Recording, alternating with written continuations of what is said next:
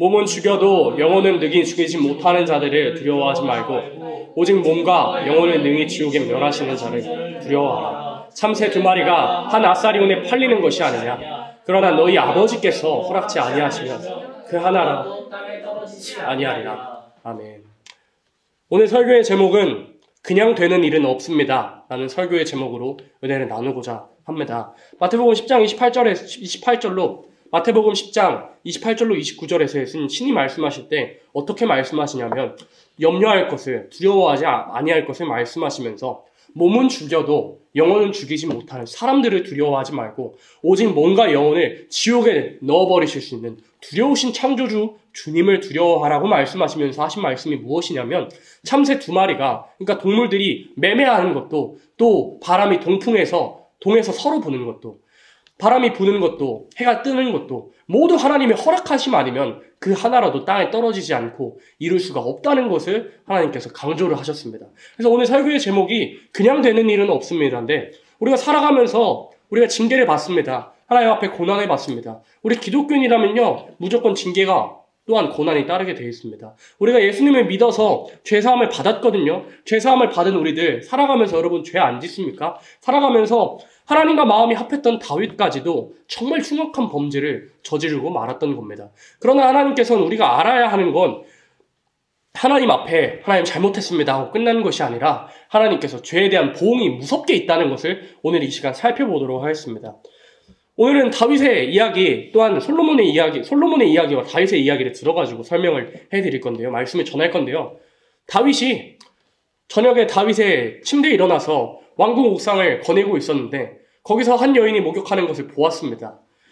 이름은 밧세바였고요. 밧세바라는 여인이 목욕하는 것을 본 다윗. 얼마나 아름다워 보였겠습니까? 이 당시 다윗이 처한 상태는 하나님께서 복을 주셔가지고 이스라엘 왕국, 흩어졌던 이스라엘을 통일 왕국으로 통합한 후에 다윗이 굉장히 평안한 상태, 어딜 가든지 전쟁에서 이기게 하시는 그러한 은혜를 누리고 있을 당시에 평안한 중에 침대에서 일어나서 왕국 옥상을 산책하는 중에 한 여인이 목욕하는 것을 보았는데 이 여인은 밧세바였습니다.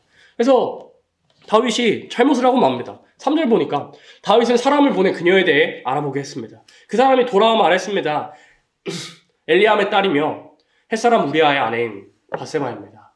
신하를 보내가지고 저 여인이 저 딸이 누군지 알아보게 하라고 했으니까 하라고 해서 그 명령에 따른 신하가 이방 여인 밧세바라는 사실을 다윗에게 고하게 됩니다. 그래서 그 다윗이 4절 보니까 다윗이 사람을 보내서 그 여인을 데려오게 하는 일이 있었습니다. 그래서 다윗이 여인과 함께 동침하고 그 후에 여인은 밧세바는 집에 돌아가게 되는 사건이 있었습니다. 그때 어떻게 됐냐면 그 밧세바가 다윗의 그 잠깐의 실수 때문에 밧세바가 임신한 사실이 다윗에게까지 들어가게 됐어요. 다윗이 평안한 상태에 하나님께서 복 주시니까 눈이 멀어가지고 평안함에 취해가지고 이 하나님께서 평안함에 또 평강을 주시는 것에 취해가지고 하지 말아야 할 짓을 왕으로서 또한 하나님을 섬기는 신앙인으로서 하지 말아야 할 짓을 결국 남의 아내를 임신시켜버리게 되는 그런 다윗의 모습이었습니다. 이뿐만 아니라 다윗이 다음날 자신의 충신이었던 이 제일 가는 충신이었던 요압이라는 사람에게 편지를 써서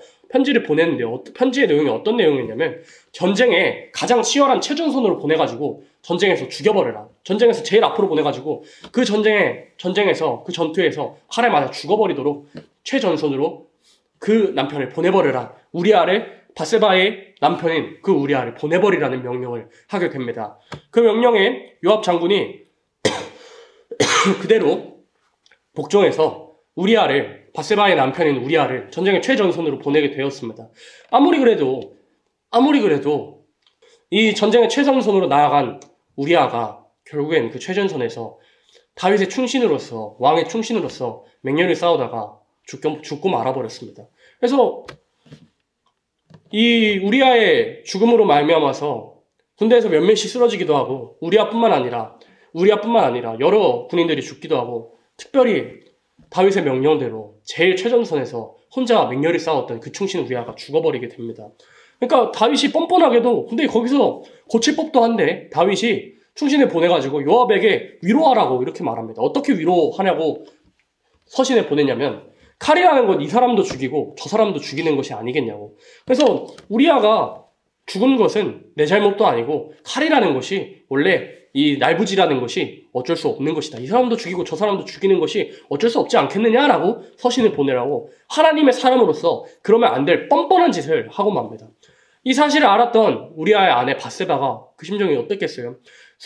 남편이 죽었다는 소식을 듣고 슬피 울어버렸습니다. 근데 여기서 그치는 것이 아니라 다시 어떻게 해버렸냐면 그 밧세바를 자신의 충신, 자기가 죽인 그 충신 우리아의 아내를 뺏어버리고 자기 아내로 삼아버리는 그러한 일이 있었습니다. 그래서 슬픔의 기간이 끝나자 다윗은 사람을 보내가지고 밧세바를 자기 집으로 들이고 그 밧세바는 다윗의 아내가 돼서 아들을 낳았습니다. 이러한 사실이 주님 보시기에 너무 악했던 겁니다. 그래서 하나님께서 이대로 두실 수가 없어서 나단이라는 사람을 보냅니다. 나단이라는 선지자를 보내가지고 비유로서 다윗을 책망하시고 다윗을 책망하고 비유를 들은 그 다윗이 그 자는 반드시 죽어버려야 된다고, 그 자는 반드시 멸해버리는 것이, 그렇게 말하니까 나단이 그 사람이 바로 당신이라고, 비유의 주인공, 그 몹쓸 짓을 한 비유의 주인공은 바로 당신이라고 책망하면서 하나님께서 우리아를 죽이고 자신의 충신 우리아를 죽이고 밧세바를 아내로 삼은 그 사건 때문에, 그 죄 때문에 다윗의 집에서 늘 칼이 끊이지 않겠다는 것을 하나님께서 약속을 하십니다. 우리가 삶을 살아가면서 이런 말을 많이 듣는데요. 우리 주변에 예수님 안 믿는 또 기독교를 싫어하는 사람들에게 저는 꼭 들었던 말이 있는데요. 아니, 기독교인들은 왜 잘못하면 나는 하나님 앞에 회개했어, 그러니까 괜찮아, 이 일에 대해서는 나는 발뺌할 거야 라고 이런 태도로 나온 기독교인들이 굉장히 많다고 합니다. 저도 주변에서 그런 기독교인 굉장히 많이 봤고요. 그러한 기독교 때문에 우리 교회의 이미지가 안 좋기도 합니다. 근데 우리가 알 수 있는 것은, 다윗의 범죄로 말미암아서 알 수 있는 것은, 우리가 땅에서 범죄했을 때 예수님을 믿고 있지만 어쩔 수 없이 또한 넘어짐으로, 또한 우리의 악함으로 범죄를 했을 때 하나님께서 그냥 두고 보시지는 않는다는 겁니다. 하나님께서 원하시는 회개의 모습은, 하나님 앞에서는 당연히 다윗은 어떻게 회개했냐면요, 심장이 둥둥 떠다니는 것처럼 내가 회개한다고 그렇게 고백하기도 했습니다.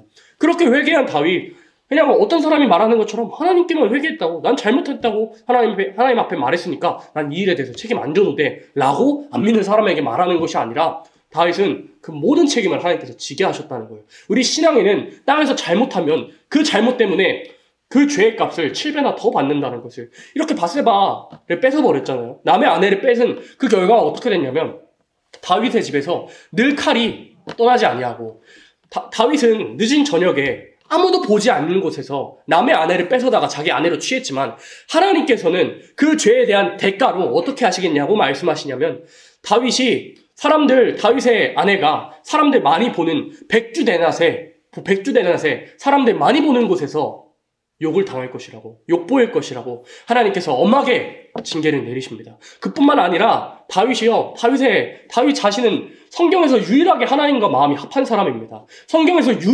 진짜 유일하게 마음이 합한 자라고 말씀하셨던 그 다윗의 가정은 그닥 행복한 가정은 아니었습니다. 그 왕위를 쟁탈하기 위해서 자신의 형제들끼리 그 집에 늘 칼이 끊이지 않고요, 형의 동생을 죽이는, 또한 자신의 아들이 자신의 왕위를 위협해서, 다윗은 자신이 왕인데, 하나님 앞에 기름 부은 왕인데 자신의 아들 때문에 아들에게 죽임을 당할까 쫓겨다니는 그런 시들이 시편에 기록이 되어 있습니다.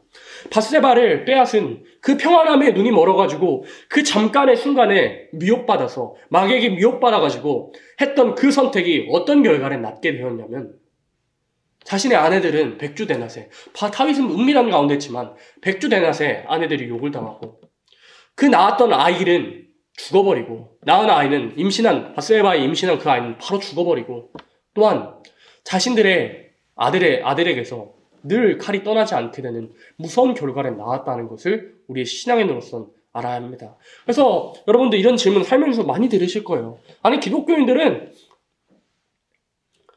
잘못했으면 그에 대한 정당한 값을 치러야지, 하나님 앞에만 회개한다고 그 잘못을 회피하더라 라는 말을 듣는다면, 이 사건을 들어서 결코 아니라고, 하나님께서는 땅에서 혹독한 죄의 대가를 분명히 갚게 하시는 분이시라고, 하늘에서도 처절하게 돌아가는 길을 눈물의 회개를 해야 할 것이며, 땅에서도 분명히 그 죄의 값을 7배나 찾으시는 놀라우신, 또한 두려우신 하나님이시라는 거예요. 우리가 사랑의 하나님이라고만 착각을 하고, 아, 나는 회개했으니까 될 거야. 나는 잘못을 해도 하나님 앞에 회개했으니까 이 모든 일들은 잘 풀릴 거야. 술술 풀릴 거야. 라고 생각하지 마시고, 아, 다윗은 그 죄의 값을 진짜 처절하게 다 갚았구나.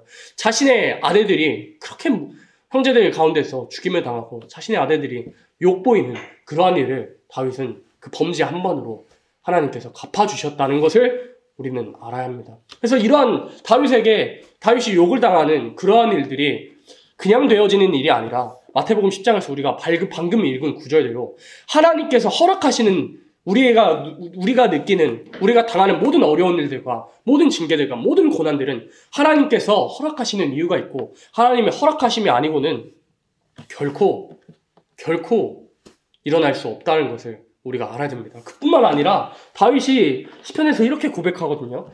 여러분들도 이 구절 아실 텐데, 하나님께서 받으시는 제사는 상한 심령이라 라는 고백을 합니다. 그 고백이 어떻게 되었느냐면요, 다윗이 그렇게 처절하게 회개하는 가운데 하나님께서 만약에 내 제사를, 내 찬미를, 기도를 받으셨더라면 내가 그렇게 했을 것이라. 그러나 하나님께서 받으시는 제사는 상한 심령이라고 말씀하신 게 뭔 상한 심령이냐면, 아, 내가 오늘 저 사람 때문에, 저 상사 때문에, 저 사람 때문에, 저 친구 때문에 마음이 상처받았어. 아, 그래서 하나님 나 이렇게 속상했어요 하고 우는 상한 심령이 아니라, 내가 하나님 앞에 잘못한 것 때문에, 하나님을 속상하게 해드린 것 때문에 하나님과 멀어질까 봐서 눈물로 하나님께 예배드리는 그 상한 심령의 제사를 받으신다는 겁니다. 그래서 다윗이요, 이 선지자를 보낸 기간이 한 9개월 정도, 공백기가 9개월 정도 됩니다. 수정을 한다고 해서 바로 띡 나올 수 없잖아요. 수정한다고 해서 바로 다음날 애가 나올 수 없잖아요. 보통 9개월에서 10개월 정도 걸리는데, 그 기간 동안 다윗이 똑같이 여전히 예배도 드리고 기도도 하고 말씀도 듣고 여러 가지 시로, 찬미로 하나님께 예배 드렸다니까요. 그러나 다윗이 회개한 뒤에 고백합니다. 나의 모든 기도와 예배와 감사와 모든 찬미와 모든 시들이 하나님 앞에 상달되지 않았다고 그렇게 고백을 하는 겁니다. 죄 지으면 예배가 상달되지 않습니다. 그 죄값 다 갚기 전에는, 회개하기 전까진, 그 죄값 다 하나님께서 찾아내기 전까진 도무지 그 예배가 상달되지 않는 겁니다. 잠언 말씀에서 그래서 뭐라고 말씀하시냐면, 잠언 말씀에서 사람이 귀를 돌이켜 그 율법을 듣지 아니하면 그에 드리는 기도도 가증하니라, 이렇게 말씀하십니다. 사람이요, 회개하지 않으면 모든 기도도 예배도 하나님 앞에 오히려 헛일이 되고, 강하게 말씀하실 때 하나님께서 어떻게까지 말씀하셨냐면, 마당만 드리는 예배 차라리 성전문 닫아버려라, 내 코의 연기다, 이렇게 말씀을 하실 정도로 하나님께서는 회개하는 제사를 하나님께서 좋아하시는 겁니다. 그래서 우리의 모든 예배, 주일 예배로 나오는 모든 예배, 평일에 하나님 앞에 예배로 나오는 예배자들의 자세가 어떠한 자세가 되어야 하냐면, 나의 무너진 모든 삶을 회복시킬 수 있는 것이 예배밖에 없는데, 그 예배, 하나님께서 받으시는 예배가 무엇이냐? 내 죄의 값을, 또한 오늘 하루 동안, 일주일 동안 지었던 모든 죄를 정말 예배 시간에, 또한 예배 시간 전에, 5분 전에, 10분 전에, 30분 전에 나와서 내가 지은 모든 죄의 값을 찾아내고 하나님 앞에 그 죄를 씻어낼 때 비로소 하나님께서 받아주시는 겁니다. 그래서 다윗이 그 말을 듣자마자 울고 회개할 때 하나님께서, 여호와께서 왕의 죄를 용서해 주셨으니 왕은 죽지 않을 것입니다. 이게 우리의 예배입니다. 우리가 두려우신 하나님 앞에 서잖아요. 예를 들어 제사장이요, 물두멍에 손 안 씻으면 제사장은 그 자리에서 죽어버렸습니다. 하나님 앞에 성전으로 나아갈 때 물두멍에 손 씻지 않으면 그 자리에서 죽사해버렸습니다. 우리의 예배도 마찬가지입니다. 우리가 하나님 앞에 내 죄를 찾아내지 아니하고 회개하지 아니하고 그냥 예배 시간 됐으니까 10분 좀 지나고 예배 시간 늦어도 그냥 말씀 들으러 와야지 하고 예배드리면, 구약시대 같았으면 우리는 다 즉사였을 겁니다. 그래서 우리의 드리는 모든 예배 가운데서 우리에게 필요한 것은 미리 전에 나와가지고 혹시나 내가 하나님 앞에 걸린 죄악은 없는가, 하나님께서 나를 징계하실 만한, 나를 치실 만한, 나를 너무나도 사랑하셔서 질투하시는 하나님, 여호와 하나님의 다른 이름은 질투라 그랬습니다. 질투하시는 하나님께서 혹시 나를 치실 일이 없는가를 돌아보고 점검하고 회개해야 하는 것이 우리의 모든 예배가 되어야 하는 줄을 압니다. 그래서 앞에 보시겠어요? 앞에 봅니다. 다윗의 불순종, 몰은 나왔다고 돼 있어요. 다윗의 집에 칼이 떠나지 않게 되었습니다. 다윗의 범죄가 뭘 낳게 되었느냐? 다윗의 집에 칼이 떠나지 않게 돼서 형제들끼리 왕의 다툼을 하고 자기 아들에게 왕위를 위협받고 쫓겨나는 그러한 일을 당했습니다. 다윗의 불순종이요, 하나님께서 대적을 일으키시고 늘 승승장구하고 이기고만 나아갔던 다윗이 패하기도 하는, 하나님께서 대적을 일으키신다는 그러한 징계를 말씀하셨습니다. 그뿐만 아니라 다윗이 은밀한 중에서 밧세바를 빼앗고 우리아를 죽였으니 하나님께서 백주대낮에 사람들이 다 보는 곳에서 아내들이 대낮에 욕을 보게 되는 그러한 징계를 하나님께서 말씀하신 겁니다. 그래서 앞에 또 보시겠어요? 앞에 또 봅니다. 앞에만 보셔도 됩니다. 회개라는 것이 무엇이냐면 하나님께 눈물로 자복하는 겁니다. 다윗이 상한 심령이라고 말한 것처럼 하나님께 회개의 증거는 눈물입니다. 정말로 이거는 다르지가 않아요. 회개의 증명은, 회개했다는 증거는 눈물로 나옵니다. 하나님 앞에 정말 회개하는 사람은 다윗처럼 눈물을 막 폭포수처럼 흐르게 될 수밖에 없습니다. 진짜 내가 잘못함을 알고 하나님 앞에 내가 범죄했다는 사실을 아는 사람은 눈물로써 자복한다는 거예요.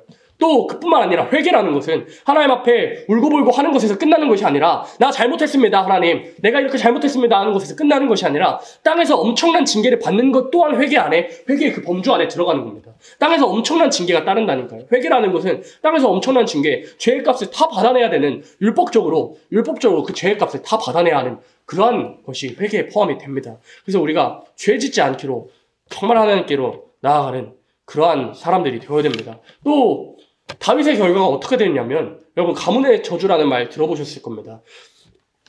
다윗이 빼앗은 여인이 이방 여인이었습니다. 다윗이 이방 여인 빼앗았거든요.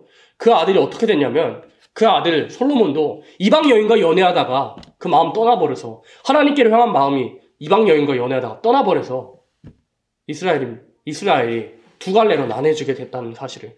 그래서 다윗의 이 선택이 결국은 솔로몬의 죄악까지 이렇게 내려가게 되는, 그 가문의 저주가 밑으로 내려가게 되는. 그래서 우리가 알아야 하는 건 우리 부모 세대로부터, 우리의 윗세대로부터, 조상 세대로부터 분명히 죄악의 질이 있을 겁니다. 아버지가 짓는 죄악, 할아버지가 지었던 죄악, 그 윗분이 지었던 죄악, 다 그 죄악의 질이 타고 내려옵니다. 그 죄악의 질을 내 대에서 끊어버리지 않으면 나 또한 내 자식에게 그 죄악의 질을 물려주게 된다는 사실 또한 알아야 하는 겁니다. 그래서 솔로몬 왕은 어떻게 됐냐면, 열왕기상 11장 1절 말씀 보니까 솔로몬 왕은 바로의 딸을 비롯해서 많은 이방 여인을 사랑했다는 거예요. 솔로몬이 나이 많게 되었을 때, 흐릿하게 되었을 때 솔로몬 왕이 바로의 딸들을 비롯해서 많은 이방 여인들을 사랑하게 됐습니다. 모압 여자도 있었고, 암몬 여자도 있었고, 에돔 여자도 있었고, 시돈 여자도 있었고, 헷 여자들, 여러 나라의 여인들을 솔로몬이 사랑하게 되었습니다. 하나님께서 분명히 여자 많이 두지 말라고, 아내 많이 두지 말라고, 방패 많이 두지 말라고, 병거를 많이 두지 말라고 하나님 경고하셨거든요. 그 말 하나도 안 지키고, 여자도, 솔로몬은 그 첩까지 합하면 왕이 궁녀까지 다 포함해가지고 아내가 1000명이나 되는 솔로몬이었습니다. 방패도 수없이 많았고 병거도 수없이 많았다는 걸 우리 역사서 읽으면 알 수 있는데, 그 모든 말들을 지키지 않고 특별히 이방 여인 사랑하지 말라고 했는데, 하나님께서 이전부터 여호와 하나님께서 전에서부터 이 이스라엘 민족들이 향해서, 이스라엘 백성들이 향해서 잠 깨고, 너희는 그들과 서로 결혼하지 말라고, 그들이 분명 너희의 마음을, 하나님께로 향한 너희의 마음을 이방 여인이, 이방 남편이, 이방 남자가, 이방 이쁜 여자가, 이방 잘생긴 남자가 우리의 마음을 돌이켜서 하나님 앞에 향하던 마음을 분명히 돌이킬 것이라고 경고를 하셨는데, 어떻게 되었냐면 2절에 그럼에도 불구하고 솔로몬은 그들을 사랑했습니다. 하나님께서 이전부터 나타나셔가지고 그러지 말라고 분명히 나타나시고, 이 아내를 많이 두지 말라고, 여자를 많이 두지 말라고 경고하셨는데, 그럼에도 불구하고 솔로몬은 자기의 정욕을 이겨내지 못하고, 자기의 그 다윗 때로부터 내려오는 그 죄악의 질을 끊어내지 못하고 결국 이방 여인을 사랑하게 됐습니다. 그래서 그에게는 700명의 후비가 있고 300명의 첩, 다 합하면 1000명이나 되는 그러한 아내들이 솔로몬의 마음을 이방 여인들이 이방 신에게로, 우상에게로, 하나님을 사랑하는 마음이 이방 신에게로 돌아져 가버렸던 그러한 솔로몬이었습니다. 그뿐만 아니라 솔로몬이 예루살렘 동쪽 언덕에 그 하나님께서 싫어하시는 모압의 가증스러운 신 그모스 신이 어떤 제사법으로 제사드리는지 여러분 아십니까? 우리는 율법 시대에는 양을 잡아가지고 제사드리고, 신약 시대 와서는 우리가 어떻게 제사드립니까? 예수님의 피 입임어서 하나님께 영광을 충만한 예배 드리잖아요. 근데 모압의 신 그모스 신에게 제사하는 제사법은 자신의 자식들을 그 제사로, 제물로 바쳐드리는 그러한 예배법으로 제사 드린다는 것을 우리가 금오스 신이라는 걸, 암몬 사람이 섬겼던 신 금오스 신이라는 걸 알 수 있는데, 그 가정스러운 그 신의 상당을 예루살렘 동쪽 언덕에 그 산당을 세워주셨다는 것을 우리가 역사서를 통해서 알 수 있습니다. 그뿐만 아니라 솔로몬이 이방에서 온 자기 왕비들을 위해서 그렇게 하고, 왕비들이 그 우상들을 위해서 분향하고 제사를 지낼 수 있도록 도와주었던 솔로몬의 모습이었던 겁니다. 그래서 이 일에 대해서 전에서부터 하나님께서 나타나셔서 그 신들을 따르지 말라고 명령하셨으나 솔로몬은 여호와의 명령을 지키지 않게 되었습니다. 그 말 무시하고 하나님께서 명령하신 그 언약과 규례를 지키지 아니하므로 하나님께서 선지자를 보내가지고 나라가 둘로 찢어지게 될 거라고, 나라가 10조각으로, 나라가 조각조각 나게 될 것이라고, 나라가 둘로 쪼개지게 될 것이라고, 또 신하였던 르호보암에게, 자기의 신하에게, 자기의 신복이었던 사람에게 그 왕을 찢어서 주겠다고 그렇게 말씀하셨던 겁니다. 그러나 하나님께서 또 다윗에게 허락하신 은혜와 같이 아버지 다윗에게 세우신 그 언약을 생각하셔서 다윗이 성전에 짓겠다는 그 마음만 먹었을 때 하나님께서 세워주신, 내가 너의 자손들을 인생 채찍과 사람 막대기로 징계하려니와 내게 허락한 그 왕위를 빼앗지 않겠다고 약속하신 그 언약을 기억하셔서 그 나라를, 그 유다의 그 나라만큼 하나님께서 보존시키겠다고 말씀하셨습니다. 그래서 솔로몬의 이방 연회가 뭘 낳게 됐냐면, 솔로몬의 이방 연회가 나라가 찢기게 되는 그러한 결과를 낳게 되었다는 거예요. 솔로몬이 잠시 마음이 헷가닥해가지고 이방 여인을, 또 우리로 할 것 같으면 잘생긴 남자를, 하나님 안 믿는 잘생긴 남자를, 또한 예쁜 여자를 사랑했던 그런 결과가, 하나님께서 경고하셨으나 돌이키지 않았던 그의 결과가 어떻게 되었냐면 나라가 찢어지게 되어버리는, 나라가 둘로 나뉘게 되는, 자신의 신하에게 나라가 빼앗기게 되는 그러한 무서운 일을 당하게 되었다는 것을 우리가 성경 말씀을 통해서 처절하게 알 수 있습니다. 그래서 하나님께서는 하늘에서 분명히 용서하시지만 그 죄값을 땅에서 7배나 7배나 그 이상으로 하나님께서 치르게 하신다는 거예요. 신앙이라는 건 뭐냐면 우리의 삶 속에서 우리가 알아야 하는 거. 오늘 읽은 그 구절 말씀처럼 마태복음 10장에서 참새 2마리가 한 아사리온에 팔리는 것이 하나님의 허락하심 아니면 이루어질 수 없다 그랬는데, 하나님께서 모든 것을 주관하시고 내 눈엔 당장 보이지 않지만 하나님께서 모든 것을 주관하신다는 것이 인정이 되는 사람은 신앙인이라면, 신앙이 뭐냐면 보이지 않는 하나님을 신앙하면서, 보이지 않는 나라를 바라면서, 또 보이지 않는 은밀한 곳에서 하나님을 인정하는 것이 하나님 보시기에 온전한 신앙입니다. 그 다윗이, 온전했던 다윗이요, 사람이 보이지 않는 곳에서 은밀하게 동굴에서 사울에게 쫓기면서 그렇게 찬미의 제사를 올려드렸던 다윗도, 마음이 합했던 다윗도 그 잠시 잠깐 마음 놓아버려가지고 하나님이 보시지 아니하시리라 하여 사람이 안 보이는 곳에서 그 남의 아내를 빼앗았던 다윗이 보이지 않는 은밀한 곳에서 죄악을 범함으로 보이는 곳에서 욕을 당하게 됐다는 거예요. 솔로몬도 마찬가지로 하나님 보시기에 지혜로웠던, 하나님 보시기에 사랑을 입었던, 솔로몬의 별명이 여디디아였습니다. 여디디아, 하나님께 사랑을 입은 자라는 뜻인데, 하나님께 사랑을 입었던 여디디아 솔로몬이 하나님께서 은혜 주실 때는 나라가 강대해지기도 하고 하나님께 은혜를 받았지만 그 잠시 잠깐 자신의 아버지 다윗처럼 이방 여인에게 마음이 뺏기게 되어 나라가 둘로 찢기게 되는 그러한 징계를 받았다는 것을 우리 삶 속에서 이제는 처절하게 느껴야 하는 겁니다. 그래서 마태복음 10장 28절로 29절, 오늘 본 말씀, 그냥 되는 일은 없다는 걸 우리 신앙에는 알아야 됩니다. 그냥 되는 일은 절대로 없다는 것.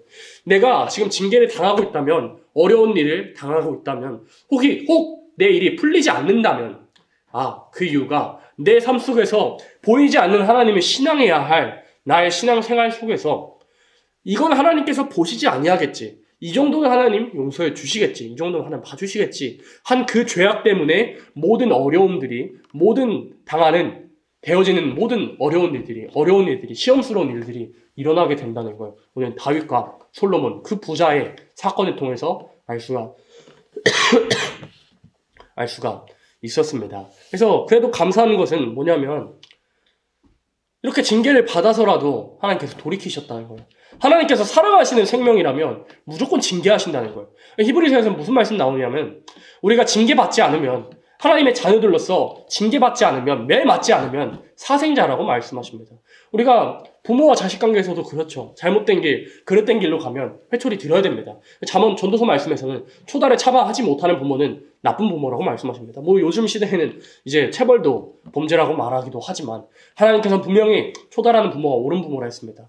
마치 자식이 잘못하는 것을 보았을 때 부모가 매를 듣는 것처럼, 사랑해서 매를 듣는 것처럼 우리의 삶 속에서도 하나님께서 나를 징계하시고 내가 어렵고 시험스러운 일, 굳이 일어나도 되지 않을 일을 하나님께서 내게 일으키시고, 내가 열심히 준비했는데, 내가 이걸 위해서 살았는데 하나님께서 노 하신다면 내 삶 속에서 하나님께서 이걸 내게 허락하시면 내 신앙 상태, 내 꼴 그대로인데 하나님께 복 받을 수 없는 상태인데 내게 복 줘버리면 나는 멸망할 자구나. 그래서 하나님께서 내게 어려움을 허락하시고 내가 바라고 소망하는 것도 안 되게 하시고 어려운 일과 고난과 정말 역경 가운데 하나님께서 넣으셔서 나를 치시고 나를 깎아내심으로 다시 하나님께로 나아갈 수 있는 정로의 길로 나를 인도하시는구나 라는 것을 알아야 됩니다. 경마할 때도 그래요. 경마하는 말이 옳은 길로 가지 않으면 어떻게 하겠어요? 채찍질을 해야겠죠. 그와 같이 우리가 새 시대에 향하는 하나님 나라에 향하여서 가는 그 여정 가운데서 우리가 돌아가야 할 길, 가지 말아야 할 길로 곁길로 세게 된다면 하나님께서 우리를 채찍질하셔서 옳은 길로 하나님께서 인정하시는 정로로 이끈다는 걸 알고 우리 삶 속에서 혹시라도 내가 징계를 받고 있고 질병이나 여러 가지 어려운 일들이나 또 내가 바라고 소망하던 것들이 혹 안 되고 있는 것이 있다면 내 삶 속에서 보이지 않는 곳에서 하나님 앞에 이건 봐주시겠지 하며 범죄한 것들이 있는가 있지 않는가를 살펴보면서 하나님 앞에 온전히 회개함으로써 다시 우리의 삶을 회복시키시고 우리에게 복 주시길 원하시는 하나님 앞에 복을 받을 수 있는 우리 여러분들이 되시기를 예수님의 이름으로 축복합니다.